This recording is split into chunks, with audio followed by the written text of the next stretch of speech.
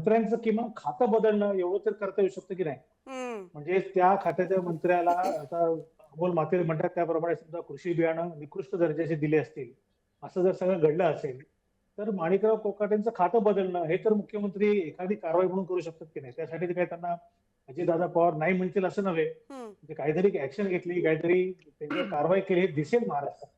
आता होतंय काय की तुम्ही काहीही करा, कारवाई काही होणार नाही. फक्त होणार नाही. समज दिली जाईल आणि हं. समज कुठे दिली जाईल ती बंद दरवाजा आड जी आपल्याला कळत नाही. खरंच समज दिली का चहाचे घोट पिता पिता गप्पा मारता मारता त्यांची चर्चा झाली आपल्याला माहित नाही. बाहेर येणाऱ्या बातम्या वेगळ्या असतात, आतमध्ये घडलेल्या गोष्टी वेगळ्या असतात. वेगळ्या असतात. पब्लिकली काही स्टेटमेंट केलंय का ते झालेलं नाही. तर पब्लिकला दिसेल, लोकांना दिसेल अशी काहीतरी कारवाई होणं अपेक्षित आहे. ती झालेली नाही.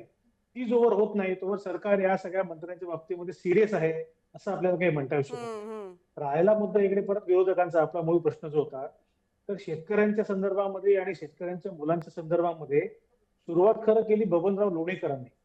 बबनराव लोणीकरांचं वाक्य पण वादग्रस्त होतं, पण हो. त्यांच्या विरोधामध्ये कुठलाही विरोधी पक्ष तितकेशा आक्रमकपणाने येत नाही. हं, ते हं, मंत्री हं. नसल्यामुळे कदाचित त्यांच्या विरोधात तेवढी तीव्रतेने डिमांड होत नसेल किंवा तेवढ्या तीव्रतेने आंदोलन होत नसेल.